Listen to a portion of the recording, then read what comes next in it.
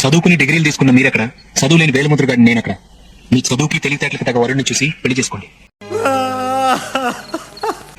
చదువు డిగ్రీలను చూసి ఇంపార్టెన్స్ ఇవ్వడానికి ప్రేమ అనేది ఎంప్లాయ్మెంట్ ఎక్స్చేంజ్ కాదండి. అది మనసును చూసి పుడుతుంది. మనసును బట్టి చూస్తే మీరు 1000 మంది డిగ్రీలు ఉన్న వాళ్ళకి సమానం. తీస్తా, నాలో ఉన్న క్రియేటివిటీ మొత్తం బయటికి తీస్తా. ఇష్టం లేని చదువుకున్న వాడితో కాపురం చేయడం కంటే ఇష్టమైన చదువు లేని వాడితో జీవితాన్ని పంచుకోవడం ఎంతో మేలు. నాకు అర్థం కాలేదు సార్. నెమ్మదిగా అన్ని అర్థమవుతాయి గానీ నా కూర్చో.